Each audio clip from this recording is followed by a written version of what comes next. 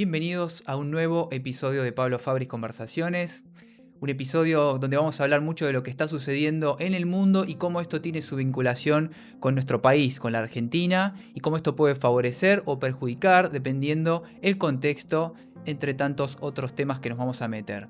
Este programa es posible gracias a distintos anunciantes que nos acompañan en este proyecto de difundir otras formas de pensar. Ellos son Diprogom, una empresa con más de 30 años en el mercado dedicados a la seguridad industrial, a la seguridad de los consorcios y por supuesto a la prevención de incendios con recargas de matafuegos. Por otra parte, San Rafael es una de las ciudades más hermosas del país. Siempre hay un San Rafael para cada uno de nosotros en cualquier momento del año, desde aventuras, turismo de lujo, turismo para la familia. Hay siempre una oportunidad en cada estación del año. Los invito a conocer San Rafael. Esto es cortesía de la Cámara de Turismo de San Rafael. Calai, 80 años protegiendo lo que más te importa. Cerraduras, cerrojos, pestillos, candados y llaves. La misma calidad que nos hizo líderes, hecha hoy con tecnología de avanzada. Calai, seguridad que da confianza. En el episodio de hoy estamos teniendo a nuestro invitado Andrés Malamud, uno de los especialistas más importantes de nuestro país, politólogo, oriundo de Olavarría. Bienvenido a nuestro episodio de Conversaciones, Andrés. ¿Cómo estás? Gracias, Pablo. Un placer. Bueno, bienvenido a la Argentina. Sé que estás por unos días acá. Agradezco de verdad de tu tiempo también con nosotros. Y bueno, me encantaría poder conversar sobre qué es lo que está pasando hoy en el mundo para entrar un poco a nivel general, ¿no? ¿Qué ves? ¿Estamos en un cambio de época? ¿Estamos en un caos? Mm. ¿Cuál es el escenario actual? Hay cambios. La disputa es por la interpretación de ese cambio. Algunos piensan que es un cambio único e irreversible, que se produce una vez en la historia y no hay marcha atrás. Los que alegan que este cambio es único e irreversible apuntan al cambio climático, por ejemplo. Una vez que se descongela el Ártico, no se vuelve a congelar. El mar Ártico se torna navegable y Siberia quizás se torne cultivable. Y eso va a cambiar la forma en que nos transportamos, que transportamos el comercio del mundo y en que producimos los alimentos del mundo. La tecnología tiene un papel similar, un cambio único e irreversible. No hay un después de la inteligencia artificial, o mejor dicho, no hay un volver atrás de la inteligencia artificial, hay un después que desconocemos. Y la demografía también es un cambio único e irreversible, porque es la primera vez en la historia en que dejamos de nacer, en que las sociedades no se reproducen lo suficiente como para mantener su número. Y entonces, si no fuera por la inmigración, la mayor parte de los países del mundo estarían en decrecimiento poblacional. Sí. En el pasado era por las pestes o por las guerras o por las hambrunas. Ahora es por decisión propia. Los seres humanos decidieron reproducirse menos de lo que hace falta para mantener su número. Estos son los cambios estructurales, más allá de la distribución del poder. Fíjate que no te hablé ni de Estados Unidos ni de China todavía. Eso viene después, de lo que miran los internacionalistas, pero el trasfondo es quizás más importante, porque la transición entre Estados Unidos y China se da en un mundo que está cambiando de manera única e irreversible.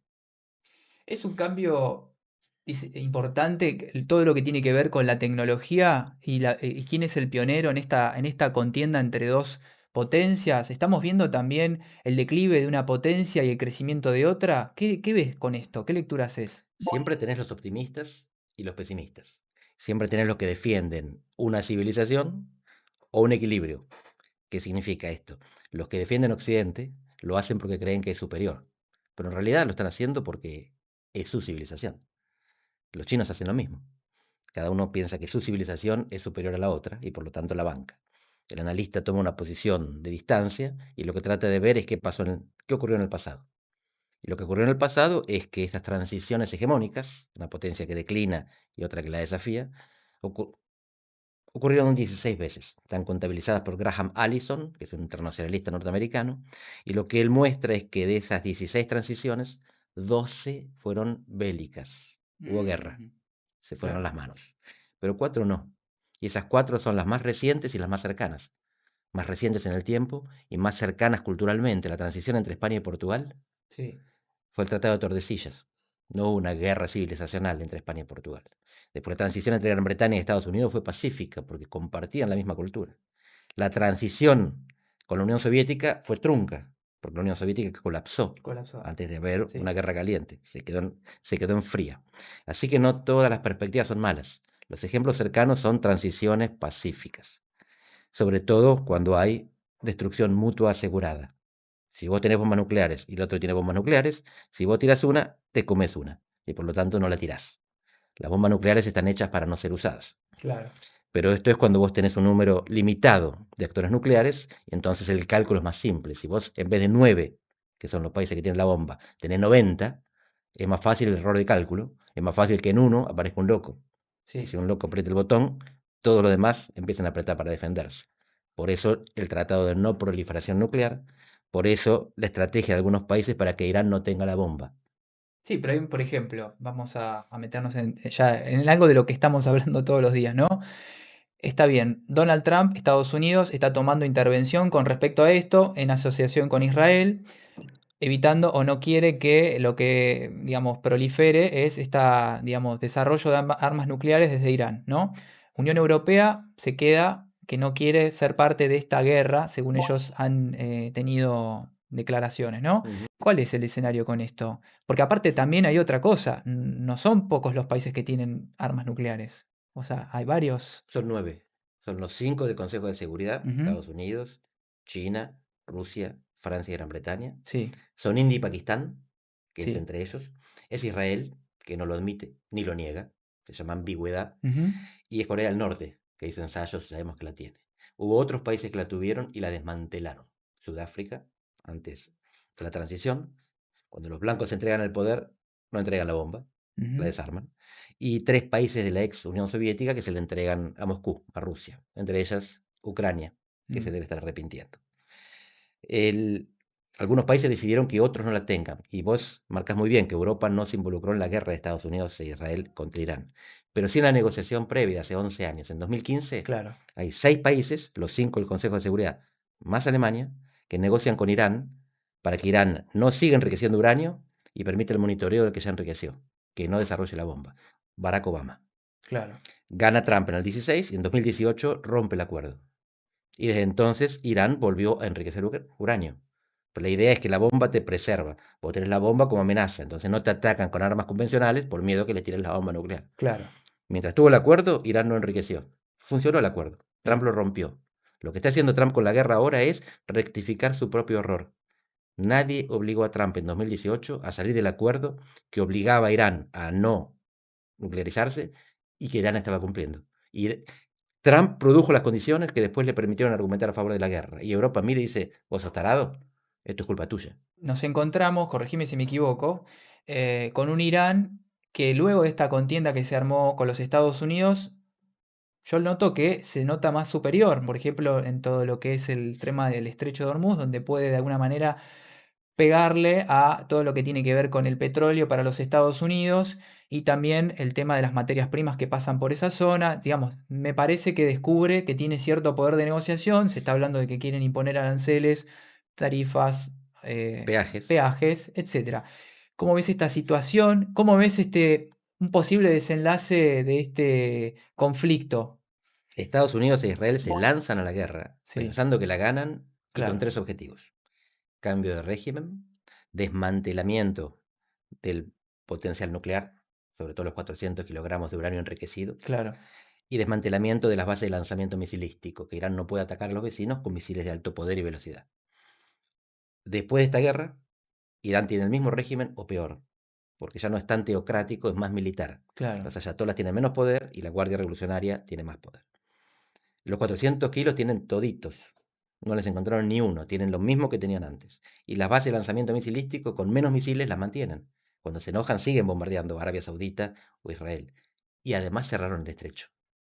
Así que Irán hoy está más allá de que le mataron la ayatollah, más allá de que le destruyeron la infraestructura, mejor en términos estratégicos que al principio de la guerra, porque descubrió que tenía un arma que pensaba que no podía usar. Los estrechos por derecho internacional no se pueden cerrar. A claro. Irán no le importa el derecho internacional, tiene los drones, tiene las bombas, tiene las minas, las lanchas rápidas, y con eso se encarga de que no lo puedan atacar violando el derecho internacional, porque esto hay que decirlo, Irán viola el derecho cuando cierra el estrecho, y Claro. Estados Unidos y Israel lo violaron cuando bombardearon Irán. ¿Es un Estados Unidos más débil a través de todo lo que vino sucediendo? Donde Donald Trump, además de esto, tiene muchos frentes abiertos, Venezuela, Cuba, Correcto. Groenlandia, el destrato ya con la Unión Europea y todo lo que venimos hablando, además de, digamos, el conflicto ahí latente que está siempre con China y esa ambigüedad que hay también entre Rusia y Ucrania de intermediario. Dos ¿Qué maneras de escenario? medirlo. Sí, Uno es con ejemplos del pasado, sí, comparación histórica, y otra es con indicadores objetivos. sí. Los indicadores objetivos indican declinación. Estados Unidos tiene cada vez menos al dólar como moneda de reserva, tiene cada vez menos a sus propios bonos del tesoro como reaseguro de valor. En el pasado, si vos querías tener rendimiento seguro, bajo pero seguro, comprabas bonos del tesoro de Estados Sí, Unidos. totalmente, risk free, Y todos libre ahorrábamos de en riesgo. dólar. Sí, Ahora ahorramos menos en dólares, compramos menos bonos. sí, Estados Unidos hoy es menos confiable que en el pasado y sí. eso tiene consecuencias económicas. Pero comparemos con el pasado. Estados Unidos y la Unión Soviética fueron dos superpotencias que perdieron guerras contra países más débiles. Estados Unidos contra Vietnam, la Unión Soviética contra Afganistán. El resultado fue que Estados Unidos sale de Vietnam con la cola entre las patas y a la década siguiente con Reagan vuelve a ser una superpotencia. La Unión Soviética se disolvió. Claro. Entonces tenemos que tener en cuenta las dos cosas. Hoy Estados Unidos está peor que antes, pero esto no significa que sea el fin de Estados Unidos. ¿Esto fortalece a su contrincante, su otra superpotencia, China, por ejemplo? Sí, esto lo dicen los chinos, lo dice The Economist, lo dicen los demócratas y lo dice cualquiera que observe los indicadores. China estaba preparada para contingencias. Mm, Contingencias significa que de repente tengas poco petróleo. sí, Entonces las reservas estratégicas, los barriles que tenés almacenados por las dudas, eran mucho más que casi todos sus contrincantes sumados. Y se perjudicaron mucho más por el cierre del estrecho los aliados de Estados Unidos como Japón, Corea del Sur y la India que China. Segundo, China es el estado más electrificado del mundo. Y se claro. dice que la guerra no, la disputa estratégica que viene es entre los petroestados y los electroestados. Te iba a preguntar por eso. Estados Sí, Unidos es un petroestado, es el país que más produce petróleo en el mundo, con nuevas tecnologías, fracking, shale gas. Y China es el país que hizo la transición energética más rápida y exitosa del mundo. Mientras la Unión Europea hablaba de economía verde, China la producía. claro. Y además tiene carbón, un plan B, que es lo contrario de la economía verde. Sí. Tiene grandes minas de carbón que prefieren utilizar, porque si no hay petróleo y no llegó a electrificar todo lo que necesitaba, quema carbón y perjudica el ambiente. Los demás países no tienen esos tres recursos: reservas estratégicas de petróleo, electrificación enorme y carbón por las dudas. Y con lo que tiene que ver con esta cuestión energética que estás hablando y todo esto, ¿qué rol, digamos, ocupa Europa perjudicado por lo que sucedió entre Ucrania y Rusia? Rusia era la que proveía también de energía barata. ¿Qué rol? Porque cada vez Sí, pierde más poder, creo, la Unión sí. Europea y de hecho está decreciendo también en su economía. Hasta hace 2 o 3 décadas, la economía de la Unión Europea era similar a la de Estados Unidos. Y cada una era más o menos un cuarto de la economía mundial, un Sí, 25%.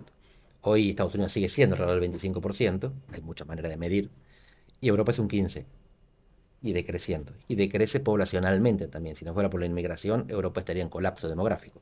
Como Japón, como Rusia, como América Latina dentro de poco. ¿Qué pasa con Europa? Se perjudica no de manera directa por el petróleo, porque no compraba el petróleo que venía por Hormuz, sino por los precios del petróleo. claro, Europa es súper dependiente. Tiene un par sí, de productores, Noruega, que no es miembro de la Unión Europea, Gran Bretaña, y el resto es consumidor. Entonces le afecta el petróleo en los precios, no en la cantidad. No es que claro, se desabastecen, sino que pagan más por lo que pueden conseguir en otro lado. claro. Y no tienen la fuerza para evitar ni una cosa ni la otra. No pueden evitar que Trump haga lo que quiere, ni que Irán se defienda como quiere. Claro, entonces Es, están sumidos en una es dependencia. como América Latina, en nivel de dependencia y vulnerabilidad, con un Claro, nivel de prosperidad mucho mayor. obvio. Y esto es importante porque mi abuelo decía, hasta que el gordo adelgaza, el flaco se muere de hambre. Digo, nos falta comida a todos, nos falta petróleo a todos, pero los ricos lo sufren menos. Ahora, vamos a meternos un poco en todo lo que sucede en Europa y con respecto a la penetración de los distintos mercados que está haciendo China, ¿no? También, que ha sido durante muchos años el gran productor del mundo. Todos los países iban a producir a China porque era más económico, economía de escala, volumen, todo lo que podían llegar a significar producir en China. Incluso muchos de sus empleados los mandaban a China a desarrollar. Lo he visto con mis propios ojos. Ahora han ido avanzando en su desarrollo industrial, han sido la fábrica del mundo, lo siguen siendo. ¿Qué pasa hoy con esta inundación de productos chinos compitiendo contra, no sé, la industria automotriz Ujú. alemana, francesa, italiana? digamos, desde los vehículos eléctricos y todo lo que ellos están haciendo. ¿Qué es lo que ves? Porque hay un tema también de que, digamos, geopolíticamente, las herramientas comerciales también tienen un grado de influencia y están haciendo su juego, ¿no? China hizo el mismo trayecto que Japón en una escala mucho mayor. Y el trayecto es muy simple, de copiar a innovar. Lo que hicieron los japoneses es imitar primero. Y después empezaron a innovar y produjeron cosas mejor que los occidentales. Los autos, hace 30 años. Se celebra hoy, estaba celebrando en estas épocas un aniversario de cuando George Bush viajó como presidente a Japón para pedirles que por favor dejen de comprarles propiedades en Nueva York y dejen de meterles autos en el mercado. Se desmaya en el medio del almuerzo y vomita en el regazo del primer ministro japonés. Uf, Una escena tremenda. Estaba pidiendo por favor, por otras razones, gastroenteritis, tiene esta escena. Hoy Japón desapareció, no es competencia. Apareció China, con el mismo recorrido, con la misma estrategia. Hasta hace 20 años nos vendían juguetes baratos. Y sí. todavía en Argentina decían el chino, Made para in hablar del China. supermercado barato, exactamente. Sí. Y hoy son los B y D los que están entrando, son los autos de... De primera calidad. Sí. Exacto. El chiste en China es que los pobres usan Tesla, porque los Mirá, ricos andan en alguna de las 36 marcas de vehículos eléctricos que producen claro. en China. Nosotros conocemos BYD, Sí. la más conocida, la que más se exporta. Eh, y lo que tienen ellos que no tuvo Japón es escala. China es más o menos un quinto de la humanidad. Sí. Es un mundo en sí mismo. Sí. Japón, en vez de 1.400 millones de habitantes, tiene 130. Es mucho, pero mucho menos también, Sí, tal cual. menos de un décimo. Y entonces China lo que está haciendo, dicen los que producen algo parecido, como acero o autos, es sobreproduciendo, o sea, producen en exceso de lo que consumen, exportan e inundan el mundo con su producto y desplazan a los demás rivales. Cuando los demás rivales estén en bancarrota, quiebren, entonces China va a poder aumentar los precios. Claro. Y por eso Paul Krugman Sí.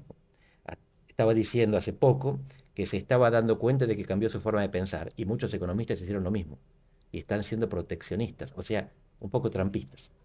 Y lo están proponiendo para Europa también. Dice, no pueden permitir que sigan inundándoles los mercados de autos chinos porque se va a terminar la industria automovilística europea, que es muy importante, alemana, francesa, italiana y británica. Así que hay que tener cuidado de la sobreproducción y eso se hace con una serie de medidas. Algunas son aranceles, otras son negociaciones comerciales, otras son criterios escondidos o transparentes, Sí. requisitos de seguridad, por ejemplo. Pero Occidente está en problema, porque China es más productiva. Bueno, es una de las cosas y las discusiones que trascendió en los últimos días, donde hay reuniones entre la Unión Europea y los chinos con un plan trimestral, donde se va a trabajar distintos temas puntualmente para poder llegar a ciertos acuerdos y consensos como para poder eh, encontrar un camino donde favorezca a todos. Eso es un poco lo que trascendió, ¿no? Sí, Obviamente. The Economist dice que la guerra comercial entre Europa y China es inevitable. Sí, Pasa que una guerra puede tener armisticio, puede tener treguas y puede terminar sí, eventualmente en una sí, negociación. Pero hay una guerra comercial sin muertos directos. Estados Unidos lo asumió antes, tanto con Trump como con los demócratas, y esto hay que dejarlo claro. El consenso antichino es norteamericano, no es republicano. sí, O sea, los demócratas también tenían prevenciones. Y en Argentina tenemos esa discusión entre el gobierno libertario que querría abrir todo y los productores de bienes que compiten contra China, Pablo Roca, que claro. dicen, no, nosotros producimos por precio de costo, ellos producen por debajo del costo. Sí, porque hacen economía de escala, tienen dumping. Subsidios, dumping, exacto. Sí, No sí, se sí. puede competir contra eso. Y el problema es que si vos no competís contra eso, te funden y después te suben los precios. Exacto. Bueno, para explicárselo al público, lo que es el dumping es esto de, con un subsidio del Estado, vos podés llegar, siendo China, a otros países por debajo de los costos. Por lo tanto, destruís cualquier mercado al que entrás. Y eso también, como está subsidiado, te permite también llegar y sostenerlo en el tiempo, ¿no? Este es un poco el concepto. Ahora, vamos a hablar de un tema de los activos más importantes para los Estados Unidos, China, defensa nacional, como es el tema tierras raras, Ujú. el desarrollo de los chips para el tema de la inteligencia artificial, minerales críticos y todo eso que se necesita y está sobre todo en China, también hay espacio en Latinoamérica, ¿verdad? Sí. El triángulo del litio es una de las cosas que se supone que le da a Argentina una palanca junto con Chile y con Bolivia. Chile empezó antes, Bolivia Ujú. va a llegar tarde. Argentina está casi a tiempo. Pero está lleno de minerales que son necesarios para la nueva economía, desde aleaciones hasta productos de computación. y cosas de las que ni siquiera nos enteramos. La cuestión es que los recursos naturales siempre existieron. Los recursos estratégicos eran los alimentos, era la comida, el petróleo. Y se comercializaron. Por supuesto que había imperialismo. Pero una Sí, vez que, como había esclavitud antes, pero una vez que descubrieron que no hacía falta la esclavitud para producir, ni el imperialismo para comerciar, llegamos a un sistema en el cual las cosas se compran y se venden. El problema es cuando son escasas. ¿Qué es lo que dice el mercado? Cuestan más caro. claro. En principio no hace falta invadir un país para conseguir los recursos. El precio te fija la disponibilidad. Y si un recurso es caro, vas y producís más. Se dice, bueno, los recursos son limitados. No, son caros, no son limitados. Si vos querés uranio, vas, buscás y te va a costar cada vez más encontrarlo y explotarlo, pero lo vas a encontrar.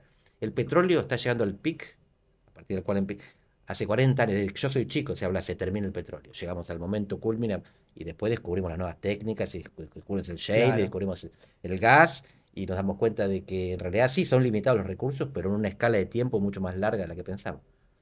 En otras palabras, el mercado puede resolver la escasez de recursos. Sí. No hace falta la guerra. Sin embargo, las guerras llegan muchas veces por error de cálculo. A Después ver, tanto desarrolla. Sí. tanto la Primera como la Segunda Guerra Mundial no fueron buscadas. La Primera Guerra Mundial, en principio se pensaba que iba a acabar en semanas o meses, como la guerra de Ucrania, pero ese es el Hace problema de 4 años Putin. que estamos Sí. hablando de esto, claro. Una vez que empieza la Primera Guerra Mundial, se dice acaba a fin de año, 1914. Y Sí. después se dice es la guerra que va a acabar con todas las guerras. En realidad es la guerra que generó la siguiente guerra. La Segunda Guerra Mundial también fue así. Hitler, no es que un día se despierta, invade Polonia, ya había hecho algo parecido con los Sudetes en Checoslovaquia y con la anexión de Austria. Era un proceso gradual y no lo paraban y él pensó que podía seguir avanzando en busca del espacio vital, como lo llamaba. Y el día que le declararon la guerra no estaba muy contento, pero él pensaba que le iba a ganar también. Y que eso pero en cualquier caso, las guerras empiezan por errores de cálculo. Cuando Estados Unidos empieza la guerra contra Irán, es porque había terminado una guerra contra Irán 6 meses antes, Sí. la guerra de los 12 días. Sí. 11 días Israel ataca, el 12º ataca a Estados Unidos y termina la guerra. No quería guerra Estados Unidos, quería bombardear y terminar. Esto en un segundo, en unos Sí, una días, operación quirúrgica lo resolvió. Sí, exactamente. sí, sí. Putin, la invasión a Ucrania, la llama Operación Militar Especial. Nunca hablaron, yo hablé con diplomáticos rusos y estabas hablando con ellos y ellos decían la operación especial militar. Porque pensaban que terminaba en 3 días. Esto hay Sí. documentos. Y ya duró la invasión, la guerra entre Rusia y Ucrania, más que la Primera Guerra Mundial, para Rusia que abandonó en el 17, y más que la guerra contra los nazis. Rusia entre el 41, la Segunda Guerra Mundial, termina en el 45. La guerra contra Ucrania ya duró más que la Primera y la Segunda Guerra Mundial para Rusia. Sí. Y hoy no te voy a decir que la está perdiendo, porque capturó territorio que quería, pero está perdiendo más economía con los Está bombardeos en debilitada, profundidad claro, y está porque perdiendo más soldados que claro, Ucrania. claro. No, no era el objetivo. No era el objetivo. Uno sabe cómo una guerra empieza, pero no sabe cómo termina. Así que por eso te digo que la guerra no es necesaria, porque los recursos se consiguen vía mercado, y cuando ocurre es por error de cálculo. Habitualmente no es porque uno se cree más vivo, que dice voy a derrotar al otro y me voy a quedar con sus recursos. Claro. Con respecto a, estábamos hablando de las tierras raras, minerales críticos, entre tantas otras cosas que hoy por hoy tal vez son una gran oportunidad para América Latina en este mundo que está de alguna manera debatiéndose entre el lado occidental y oriental, si se puede llegar a decirlo, corregime si me equivoco. Me gusta más que norte y sur. Claro, pero ¿cómo lo ves esto como oportunidad? Y poco a poco nos vamos a ir metiendo en América Latina. ¿Cómo ves, digamos, esto desde lo que es recursos? ¿Es una oportunidad? ¿Vos has tenido algunas definiciones con respecto a la riqueza de las tierras por ahí o al tema del petróleo? Con respecto al correlato con los países, ¿no? Que donde está eso del petróleo, por ejemplo, ¿cómo lo ves? ¿Qué opinás? Es una oportunidad. Y miremos el caso histórico de Argentina. Argentina tuvo dos modelos de desarrollo, dos modelos económicos. El agroexportador, de 1880 más o menos a Sí, 1930, producíamos en el campo, sector sí, primario, y le vendíamos al mundo. sí, Y el industrial sustitutivo. En vez de en el campo, producimos en la fábrica, industria, y en vez de al mundo, nos lo vendemos a nosotros mismos para no comprarle al mundo. Ese duró entre la década del 30, cuando fracasa la industrialización grande, el Plan Pinedo, hasta el 75, crecía el petróleo y Rodríguez. Y desde entonces no tenemos modelo de desarrollo. mm, Cada uno de esos dos modelos, el exitoso agroexportador y el limitado industrial sustitutivo, tuvo vinculado a una potencia hegemónica. El primero Inglaterra, economías complementarias, y el segundo Estados Unidos, economías competitivas. Este siglo, la potencia que amanece y las que vienen después son asiáticas. China y después India, Vietnam, Indonesia. Son países donde viven centenas de millones de personas, centenas de millones, que consumen lo que nosotros producimos. Sí. Alimentos y energía. Win-win, Alcoyana, Alcoyana. Yeah, los mayores. Esto significa que volvemos a tener la oportunidad que tuvimos en el siglo XIX, cuando se decía que Argentina era uno de los países más ricos del mundo. Sí. Es una oportunidad. Nuestra economía es complementaria con las economías emergentes de las nuevas potencias. Nos conviene vender a China, por ejemplo. Sí.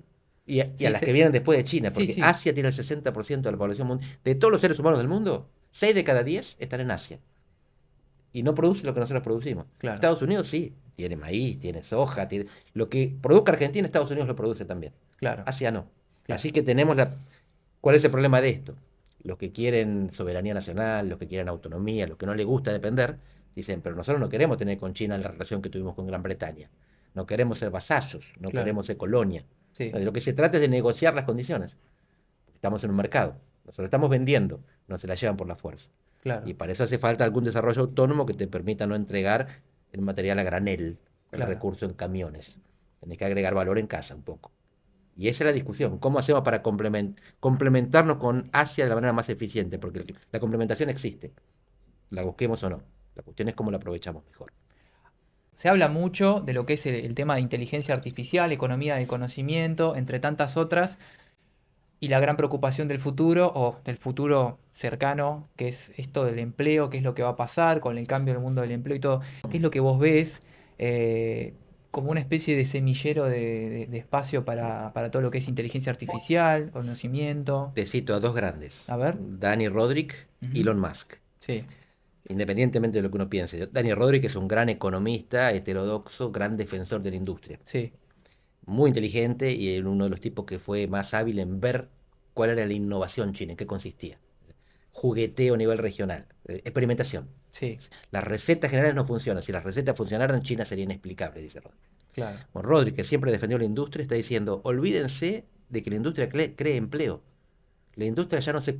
dejó de ser el motor de la creación de empleo. Contra lo que a mí me gusta, dice él, esto no es así, el empleo se crea en el sector servicios, punto. ¿Hace falta tener industria? Sí. ¿Es bueno que la industria sea autónoma? También. ¿Te soluciona la industria el problema del desempleo? No. Bueno, alguien insospechado, proindustrialista, y lo dijo acá en un evento al que lo invitó Paulo Roca, de Sí, Chile. sí, Elon Musk. Elon Musk dice, no importa, porque no vamos a necesitar trabajar, va claro. a haber abundancia. Lo que necesitamos es garantizar una distribución mínima para que la gente no se muera de hambre, porque el trabajo lo van a hacer los robots, la inteligencia artificial. Él habla de una renta universal o algo dentro de de ese concepto, Sí, ¿verdad? y tiene mucho sentido porque las jubilaciones ya están girando en esa dirección. Las jubilaciones son impagables. Sí, el gran problema de Europa, por No ejemplo, hay sí. manera de que se mantenga el sistema jubilatorio Ujú. sostenido por los trabajadores. Porque está, como sabés, pensado para 4 trabajadores por jubilado. Sí, Y hoy hay menos trabajo, sí, menos jóvenes en condiciones de trabajar, más jubilados, más longevos. O sea, son cada vez más viejos y cada vez más caros. Así que en Argentina, por ejemplo, es el 45% del presupuesto lo que se va en jubilación. Cuando se habla de ajuste al gasto público, el único ajuste que se puede hacer es el de jubilados. Todo lo demás son gotitas. sí, Cortar el gasto político es sí, sí, sí, 1%. sí, Y todo cuenta. Pero fíjate, casi la mitad es pagar pensiones, pagar jubilación. Eh, lo que dice Elon Musk es que el salario va a ser como las jubilaciones. Vamos a tener que garantizar un piso universal y después que los robots hagan el trabajo y la gente se dedique a disfrutar del ocio. Yo no veo lo mismo que él ve, pero que un tipo que está creando un mundo nuevo tenga esta visión nos hace repensar algunas de nuestras convicciones o de sí, nuestras incertidumbres. Entonces, la convicción de Roderick que te la muestra con números, olvídense de que la industria crea empleo, y la convicción de Elon Musk que el empleo ya fue, sí. nos hace pensar que el mundo que conocimos ya no existe. Yuval Harari habla, que está hoy medio de moda, se está Sí, hablando bastante de él con algunas la cuestiones disputa con Milei. exactamente, con la disputa con Milei, que ahora nos vamos a meter en eso. Habla un poco de este mundo también, digamos, un poco distópico, ¿no? Del mundo del trabajo bueno, que también citaba a Elon Musk en uno de esos libros. Él hablaba también, si mal no recuerdo, de esta cuestión de que unos pocos que quieran trabajar y que estén capacitados y están preparados van a ser los que están trabajando y el resto después van a poder vivir de una vida, digamos, sin trabajar y con una especie de renta universal, si mal no recuerdo uno de sus libros. ¿Lo ves posible? ¿Lo ves Mm. viable? Sobre casi cualquier tema que me preguntes, yo te puedo dar un argumento, Sí. que puede estar En mejor o peor futurología, informado, sí, ¿sí? O puede estar de acuerdo o no. Sobre sí, inteligencia artificial y el futuro de la tecnología, soy incapaz de decir algo hasta equivocado. claro, Yo no tengo capacidad, no sé si los que hablan la tienen, claro. pero te cuento desde mi profesión, Sí, que total. es la academia, dar Sí, clases en la universidad, sí, sí, sí. investigar y producir conocimiento. Bien, Ya no podemos evaluar, no hay manera de evaluar, no sabés si los alumnos te escribieron lo que te están dando. La claro, única manera es oral, no puedes hacer oral todo el tiempo. claro, O sea, hay mecanismos por los cuales ellos escriben manuscrito, el profesor le saca la copia, ellos lo pasan en computadora y te lo dan y vos podés chequear contra la original a ver si lo modificaron en casa. Pero es muy difícil saber quién tenés que creó. ser un perito para... El trabajo ahora tiene que estar, el trabajo de policía, entonces Claro, no enseñás. En cuanto a investigación, todos los editores de revistas académicas te dicen que cada año aumenta 50% la cantidad de submisiones, de manuscritos que son entregados claro, para... claro. Porque Es hay la más inteligencia artificial, productividad. Claro. exacto, pero vos, si sabés promptear, si sabés Sí, hay un trabajo ahí, ¿eh? Es importante decirle a la sí, inteligencia artificial qué es lo sin que vos dudas. querés. Y después monitorear lo que te dio porque está lleno de errores, de Sí, alucinaciones, chupamedismo, sí, etcétera. sí, Pero total. ya no tenemos idea de cómo valorar nuestro trabajo. Ya no sabemos cuánto vale lo que nosotros hacemos. Y entonces no sabemos cuánto vale lo que hacen las personas a las que les enseñamos. Claro. Es un mundo nuevo. Vamos a meternos en Argentina ahora, un poco que ya lo trajimos en esta conversación con tiendas con Milei, Harari, etcétera. ¿Ves Argentina como un polo de lo que es inteligencia artificial, con la parte de la Patagonia, el Mm. frío? ¿Está el campo preparado para esto? Y otra de las preguntas que te quiero llevar es, en este mundo que venimos describiendo en esta conversación, ¿qué tan favorable es esta apuesta de la Argentina hacia una potencia como los Estados Unidos? Pero yo no veo tampoco una cuestión de que se rechaza hacer negocios con China. Me parece que es como, veo esta oportunidad de venderle a los dos, ¿no? Que Sí. creo que es un buen capital para la Argentina. Empiezo por esta y después vamos a la Te estoy primera. bailando bastante. Tanto Milei como Bolsonaro hablaron mal de China en sus campañas electorales. Sí, No comerciamos con comunistas. sí, Tanto Milei como Bolsonaro sí, terminaron negociando, comerciando y felices con el comunismo. Porque se dieron cuenta que no hay mercado alternativo. No le podés vender soja a otro. Es el único claro, mercado que te compra la soja, punto. En algunos casos es el único que te financia o te da la tecnología que otros no desarrollaron. El 5G, la disputa por el 5G. Estados Unidos te dice, no uses Huawei. claro. Bueno, ¿qué me ofreces vos? Nada. Estados Unidos todavía no tiene un desarrollo equivalente. China te ofrece algunas características o condiciones tecnológicas que Occidente todavía no desarrolló. Entonces, si vos elegís decirle que no a China, te quedás sin eso. No es que pagás 2 pesos más y se lo compras a Occidente. Eso va a ir cambiando. Pero mientras tanto, China es indispensable. Sí, O sea, la discusión ahora es si se puede bifurcar eh, las necesidades. Entonces haces economía con China y seguridad con Estados Unidos. Y esa es la apuesta de buena parte de Occidente. Comercio con China, seguridad con Estados Unidos.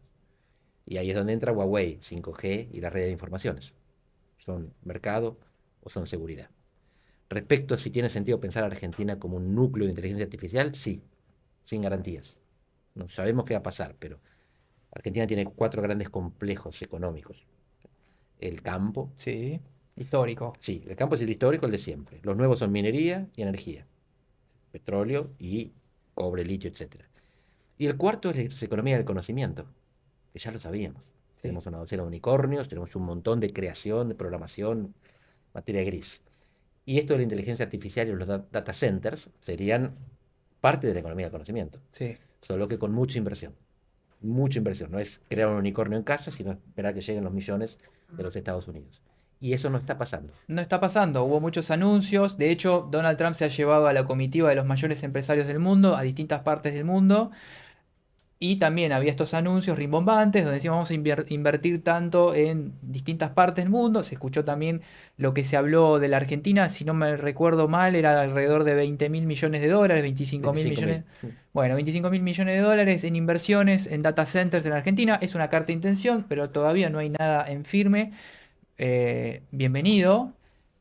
¿Qué está pasando? ¿Se está viendo hacia adelante qué puede llegar a suceder con una continuación de este gobierno? Estamos al borde de unas elecciones para el próximo año. Metámonos en la micro de la Argentina, Hay dos ¿sí? explicaciones para que no vengan esas inversiones Sí, prometidas. Una es propia, sí, que es lo que pasa en Argentina. Otra es ajena, que es lo que pasa en Estados Unidos. sí. En Argentina, José Luis Daza, el segundo de Economía, chileno, él dice que es el efecto, el síndrome del shock postraumático, lo que tienen los inversores con Argentina. Ok, Tipo, llevaron granadas en la cabeza, se cansaron de que las cosas no funcionen, de que no les cumplan los contratos, y entonces no alcanza con que les des condiciones, porque no tenés la reputación para garantizar que esas condiciones se cumplen. Entonces, bien a Argentina les encanta, bien a Milei les encanta y sigue siendo Argentina. Eso es desde el punto de vista nuestro. sí. Tenemos una reputación que nos Nos persigue, precede. nos Sí, precede. Desde el lado de Estados Unidos es que en el fondo no están yendo hacia otro lado. No es que no vienen a Argentina y se van a Chile, que también tiene frío. sí, Se van de California a Texas. sí. Se cambian de estado dentro de Estados Unidos, porque California son comunistas y hippies y en Texas son conservadores y porque en un lugar les cobran más impuestos y en otro les cobran menos. No se van de Estados Unidos. Peter Thiel es una excepción. Que vino a la Argentina a vivir. Sí, no sé si sigue, Sí, pero se habla que se fue, pero de- estuvo un par de meses viviendo acá con exacto. una casa que en Un Barrio rato estuvo Parque, sin sí. ninguna duda, pero lo que estamos viendo es que ahí lo que él vino es a probar un experimento, a estudiar un experimento. Sí, Y algunos dicen alejarse del riesgo nuclear. sí, En cualquier caso, lo que vemos es que él vino, pero los millones no. es cierto, es cierto. Y bueno, con lo que venimos viendo, ya metiéndonos en la coyuntura nacional y lo que venimos viendo, digamos, en los últimos días estuvo el nombramiento de Santilli, digamos, el paso al costado de Adorni. em, ¿Está el gobierno lastimado? ¿Esto puede, digamos, representar un daño en la credibilidad para de acá en adelante? ¿Cómo lo ves esto? ¿Cómo puede llegar a impactar Ujú. en los próximos, en el próximo año, ¿no? Que estamos hablando de un año de elecciones, por ejemplo. Sí, No, tiendo a pensar que el daño es controlable. El daño, la experiencia recordada no depende de la duración de un fenómeno, porque lo de Adorni fue largo. Depende de sí. la intensidad, cuánta bronca, cuánta rabia, cuánto dolor, cuánta alegría sentimos, y del final. Mm. Si, si termina bien, está bien. Y Nos esto con acordamos de Santi, lo último. exactamente, y Sí, esto así es así. funciona nuestra cabeza, el cerebro. Esto es Sí, psicología del comportamiento. Vos vas a un sí. concierto que es maravilloso y la última nota desafinan y Te te vas quedaste con con un eso. exactamente. Sí, Si es todo, todas las canciones son más o menos y la última es paradisíaca, esa es la sensación que queda. Y Santilli ya le funcionó cuando sustituye a Spert sí, y gana la elección en la provincia de Buenos Aires. sí, Así que es probable que esta vez también le funcione.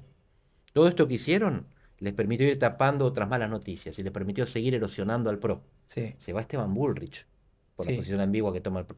Listo, ¡tra! Lo quebraron del todo y ahora se llevan a Santilli además, que dice voy a trabajar para la reelección de Milei, que no Sí. es el objetivo de Macri. No. Así que al final el gobierno podría haber salido mejor parado del caso Adorni que peor parado. Sí. Lo utilizaron en su propio beneficio. Esto lo voy a llevar a un libro que estás presentando vos en estos días, que vos hablaste de un concepto de que hubo cambios o hay cambios cada 40 años en nuestro país, puede ser, a ver si corregime si me equivoco. Hay un cambio político y un Sí. cambio también económico. Uno de estos cambios tiene que ver con Alfonsín, por ejemplo, desde ahí hasta ahora. Eso se lo tiene que agradecer Milei, ¿verdad? Contame un poco sobre esa idea que tenés. Claro, el libro es Operación Argentina con Astrid Piquielny. Es un libro Ajá, de diálogo sobre los 40 años de democracia y la bien, pregunta es, ¿cómo llegamos a esto? bien, Salimos de Alfonsín, estamos en Milei, ¿qué pasó? sí, Y en resumen, en 1930 el argumento es que se rompe Argentina. Se sí, rompe la política por el golpe de Estado, sí. se rompe la economía por la crisis financiera internacional. La Gran Depresión. Exacto, ahí el Sí, modelo agroexportador encuentra su límite cuando Gran Bretaña, preferencia imperial, sí. dice le compro al Commonwealth. Y ustedes no son, disculpen, no hablan Sí. inglés, los queremos mucho, pero vamos a comprarle a Canadá y a Australia. Una mala apuesta para la Argentina. Bueno, fue una decisión británica. Nosotros nos Sí, caímos, no sí. no fue una Ok, decisión ok. nuestra. Con el pacto Roca-Ranciman tratamos de colgarnos todavía Bien. al último vagón, pero no Pero alcanza. no. Ok. Entonces ahí tenemos que entrar al modelo industrial, que termina siendo sustitutivo en vez de exportador. Y Argentina sigue rota durante 53 años, porque el modelo industrial sustitutivo funcionó en Brasil, por su escala, pero no llegó a funcionar en Argentina. O mejor dicho, funcionó con plazo de expiración Claro. y se agotó definitivamente en la década del 70. La política también siguió rota, 6 golpes de Estado tuvimos. En el 83 arreglamos la mitad de los problemas, vuelve la democracia. Dejamos de matarnos para ver quién gobierna. Sí. Y dejamos de matar a los que gobiernan para que se corran, pierden y se van. Pero la economía siguió rota. Tuvimos varias ilusiones, desde la austral hasta la convertibilidad. Y Milei es el producto del éxito de Alfonsín, porque Sí. es un presidente democráticamente electo, y democracia para Alfonsín, y del fracaso de Alfonsín, que es la economía. Claro. Milei es un economista, el primer economista electo. Para arreglar la economía no lo eligen a Milei para dar la batalla cultural. No lo No, eligen para que es luche contra cierto. el aborto, contra la homosexualidad. Él se equivoca cuando hace.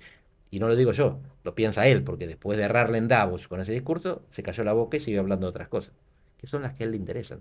La La economía. economía. Si Milei consigue transformar a Argentina en un país con orden fiscal, somos el país recuperado que perdimos en 1930, democrático y con orden fiscal. El modelo de desarrollo es lo que hay que poner por encima, porque la democracia y el orden fiscal son condiciones necesarias, pero no suficientes. Si vos querés crecimiento, necesitas inversiones y ciertas condiciones. Pero sin orden fiscal y sin democracia, no te puedes convertir en un país desarrollado. No hay ejemplos de países que la gasten toda y que sean autocráticos y que sean desarrollados.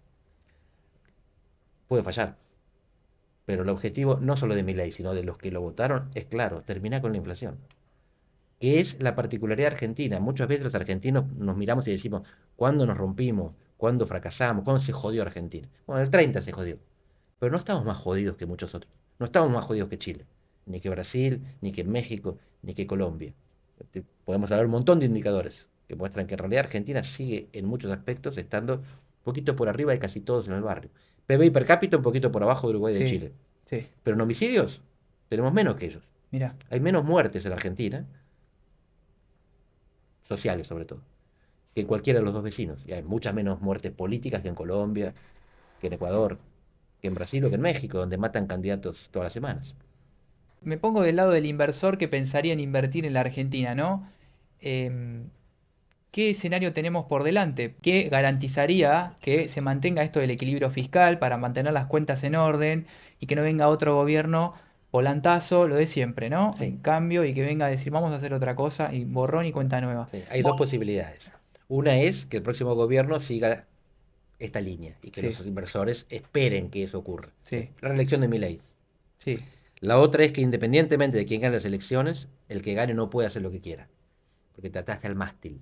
El mástil, el RIGI, fundamentalmente, es dar un compromiso firmado por 30 años exigible ante tribunales extranjeros. claro, o sea, para Como nuestros asegurar, jueces son argentinos, claro, entonces sí, vos sí, decís, sí, no, si litigo en Nueva York, y si yo te jodo, vos vas a Nueva York y me lo te, vas a te quedás ganar, con mis embajadas.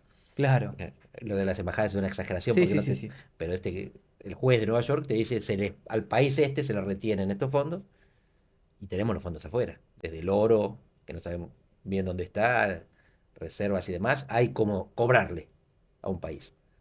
Así que esa es la garantía, te atás al mástil, así que si vuelve el riesgo Cuca, sí, si gana Grabois la presidencia y quiere expropiar todo, no puede, claro. porque hay un juez en Estados Unidos que tiene el palo de la Fuerza Armada de Estados Unidos detrás, que te dice, esta es la ley que hay que cumplir, esto es lo que vos firmaste, continuidad jurídica de los estados. ¿Hay antecedentes de algún caso parecido en algún otro país del mundo? ¿De caso exitoso? Y, ¿O eh, somos un caso muy particular? Te tiré una Sí, pregunta. no, no, este es buenísima. Es que en muchos casos el desarrollo depende de colgarte como furgón de uno que ya está desarrollado. Sí, En Europa vos no vas a un tribunal de Nueva York, tenés los tribunales en Europa, pero tuviste el plan Marshall. sí, Es decir, fue la mama de los Estados Unidos. Y tuviste la OTAN, la tenés todavía. La sí. OTAN es un paraguas de defensa que hace que vos gastes menos en defensa y lo puedas volcar al mercado y puedas invertir en otras cosas. La defensa, salvo que vos innoves en tecnología dual, de uso civil y militar, es un gasto improductivo en términos económicos. Sí, Para Estados Unidos es productivo porque le es permite industria. exactamente. Sí, el mayor Eh, productor que además tiene la mitad del sí. mundo de armas, la Ellos tienen producen ellos. las armas. Sí, Cualquier otro país tiene que comprar armas afuera. claro. Entonces la plata en defensa la gasta en vez de usarla para producir. Así que Europa tuvo el plan Marshall y la OTAN. Plata que le regalaron para que se reconstruya y defensa para que no gaste. No tuvieron que ir a los tribunales de Nueva York, tuvieron algo mejor. Sí, Bueno, en Argentina no tuvo un plan Marshall y tampoco gasta en defensa, que esa es la novedad. Carlos Escudé, gran internacionalista argentino, en 2013 publicó un artículo en La Nación donde decía la extraña paradoja del protectorado argentino. Argentina es un protectorado militar de Chile y de Brasil. Son dos países que si quieren nos invaden. sí. No nos invaden porque no quieren. Dice, todas las teorías de relaciones internacionales no explican por qué Argentina decide desarmarse y los vecinos aceptan no invadirla. En realidad hay teorías que sí lo explican, pero él Sí. es un realista y estaba sorprendido de que esto pudiera ocurrir. Así que Argentina en parte tiene chance porque no gasta en cosas que no sirven. ¿Es una oportunidad la Argentina para el mundo? El mundo que venimos hablando, ¿no? Donde Argentina, digo, de esto siempre lo comento, he tenido posibilidades de tener rondas de negocios con emprendedores o empresarios que invertían en distintos países y me preguntaban por nuestro país y me decían no tienen racismo, Mm. no tienen la violencia como lo me estabas diciendo recién, tienen recursos naturales, tienen territorios sin explorar o muy poca densidad de población. em, y la verdad que no tenemos los problemas, no sé, no estamos a la vuelta de la esquina de la guerra como sucede en Europa. Ujú. Digamos, notaba mucho, como mucho interés en el país y por el otro lado también preguntaban por este presidente, Milei, que está haciendo un montón de reformas que tal vez pedían que se hagan en Europa, ¿no? En algunos países o en algunas ciudades de allá. ¿Ves a la Argentina como un diamante en bruto para el inversor? ¿O se abrieron posibilidades también para hacer negocios con la Unión Europea? ¿O se está hablando de esto con el Mercosur? ¿Se está tratando lo de Mercosur-Japón? ¿Estados Unidos más alineado con nosotros? La explicación es tan antipática A que le ver, costó el cargo al principal asesor del presidente, a ver, Damián Reidel. a ver. Él dijo, vivimos en zona de paz. Sí, Este año, en 2026, hubo 10 capitales bombardeadas en el mundo. sí, Ninguna fue Buenos Aires. sí, es cierto.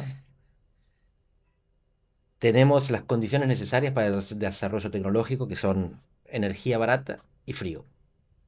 Tenemos condiciones políticas de cero regulación. Una sociedad sin cismas, sin divisiones. La grieta es retórica, no es Sí, violenta, no es étnica. Dice, pero tenemos los argentinos. Entonces, ¿qué tenemos los argentinos? Mala reputación. ¿Reputación de qué? De no pagar las deudas. sí. De morosos. Exactamente. Sí, Somos el país con más defaults en la historia sí. y con más recesiones en los últimos 60 años. Así que nos perjudicamos a nosotros mismos. Entonces un inversor mira eso y dice, no, maravilloso, las condiciones objetivas son fantásticas, es el país que yo querría. Pero mira lo que hacen los tipos que viven arriba. Claro. Y eso es lo que Argentina tiene que compensar, la reputación. Y eso lo hace con mucha disciplina, que tiene costos. Y son costos que pagamos una y otra vez y después aflojamos. Entonces el que viene dice, no, porque no lo hicieron bien. Y la gente está harta de que una y otra vez el sacrificio se produzca y el fin del desierto no llegue. Es cierto, una y otra vez lo que escuchamos con cada uno de los gobiernos. Andrés, ha sido un placer tenerte acá. Gracias por tu tiempo, gracias por compartir tus conocimientos y hacer tu análisis. La verdad que es un orgullo tenerte. Y bueno, muchas gracias a ustedes por estar con nosotros. Muchas gracias por seguir nuestro programa de conversaciones. Suscríbanse a esta cuenta, reenvíenselo. Siempre es agradecido y dejen sus comentarios con quienes les gustaría que conversemos, sobre qué temas también quieran profundicemos. Así que les mando un abrazo grande. Chau, chau.